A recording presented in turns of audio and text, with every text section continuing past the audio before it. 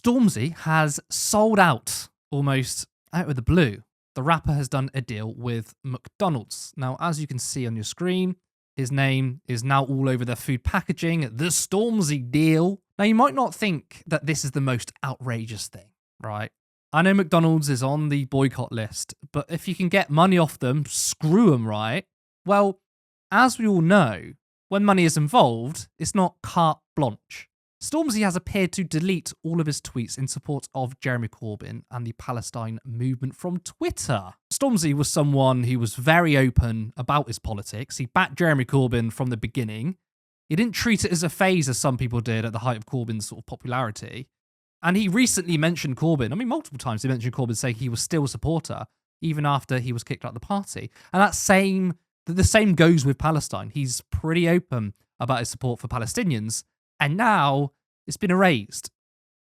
But McDonald's is one of the big targets of the boycott movement, not simply because of their business with Israel, but they directly fed the IDF soldiers. So this isn't some sort of result of a global economic system where, oh, you're really surprised that many businesses deal with Israel? But the brand went even further to show solidarity with an occupying army. Sarah, I just want to first start off with your reaction to all of this. I almost can't believe it. No, absolutely. And I'm going to say what everyone's thinking. He's a sellout.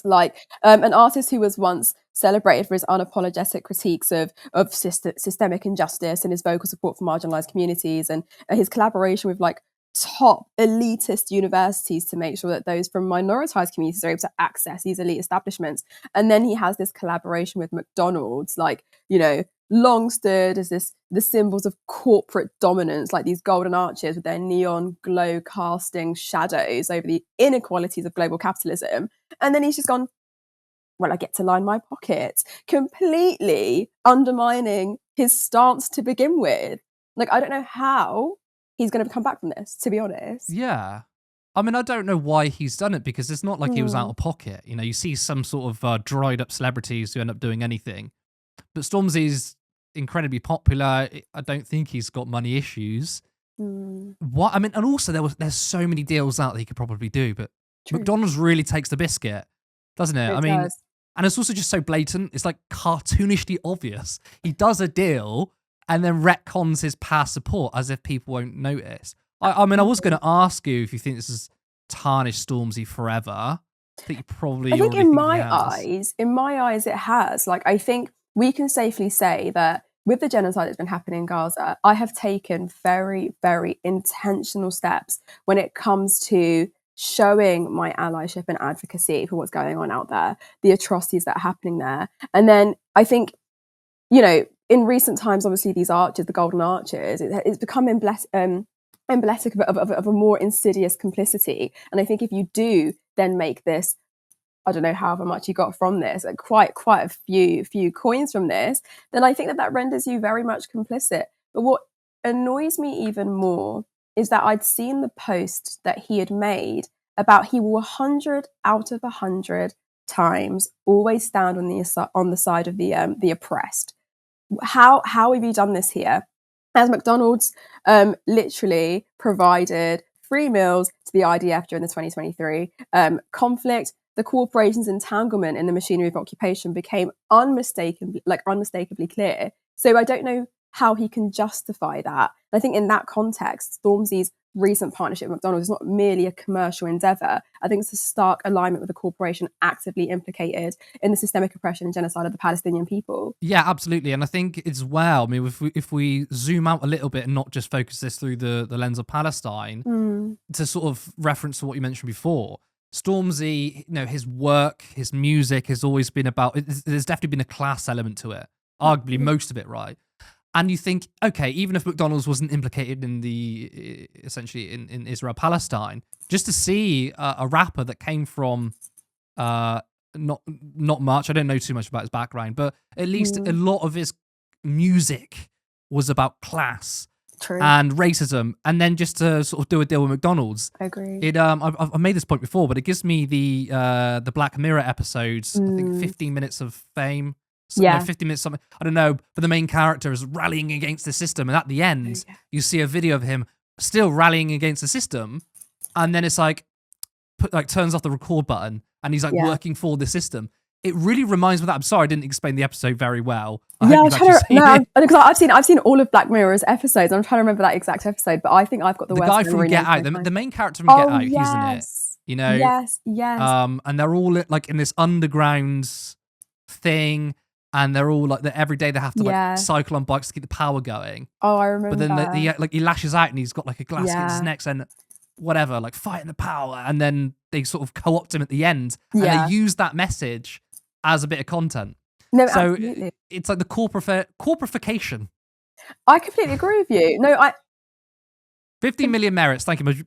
My producer just told me it's called 15 million merits, and that is why I love that episode, because the ending was so depressing, but also so true.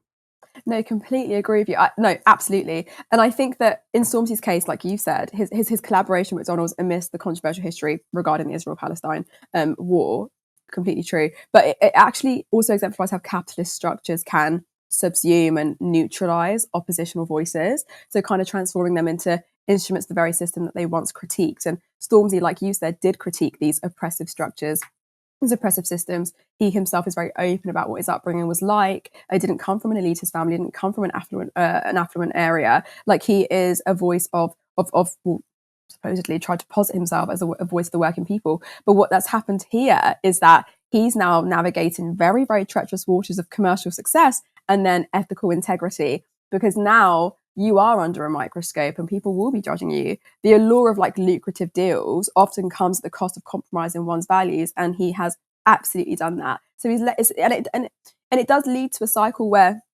genuine activism is overshadowed by performative gestures that are sanctioned by corporate interests. So yeah, I think it's imperative for us to critically like assess those dynamics. Yeah, and it sort of parallels Olly Alexander. I mean, he ignored calls to boycott Eurovision. Yeah. And then he came last. So he lost his integrity and his support along the way, because it didn't boost his career. I mean, clearly he was having a bit of a difficult time. I feel so sorry for him. I don't. But like, he was thinking, he probably weighed this up in private, but thought maybe the popularity I get from this would make it worth it. But actually, I feel like he's lost his popularity and support. Absolutely. So even though he might get the corporate backing, at the end of the day, it's the people who made him popular in the first place. Exactly. And it's the people that will get rid of your popularity quite easily if it comes down to that. And I think because with him, it's very, with Stormzy, I mean, I used to love Eurovision, and now I don't watch it anymore. I would say I never ever watched Eurovision. I hated it. Don't. I think I used to watch back in the days when Terry Wogan used to narrate I it. loved Terry. I used to love Terry Wogan. Such a terrible show. It was, and the thing is though, even when we were in the EU, everyone hated Britain.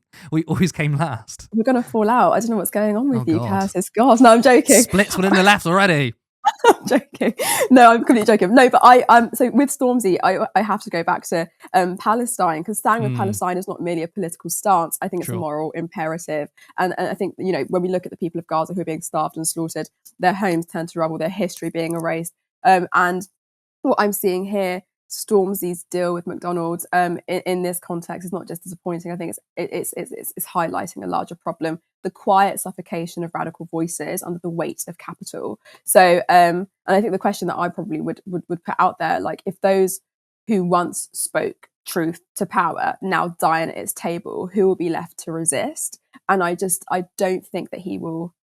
He's not welcome to the table anymore, in my eyes. I mean, Stormzy is something that kind of really, really hurts, actually. Really disappointed. I mean, it does hurt. Especially because it's his, I would say, valiant support for Jeremy Corbyn. Like I said earlier, he didn't just support him during the height of his support when they, in 2017, got hung Parliament, right? There were a few sort of people who sort of got behind Corbyn because it was cool. But like, even when Jeremy was very unpopular, when he got kicked out, he still said, he was the man. And it seemed like he really cared about the issue. So yeah, this does feel incredibly disappointing. Support independent media. Support social justice that's there on social media. Thank you. Turn left.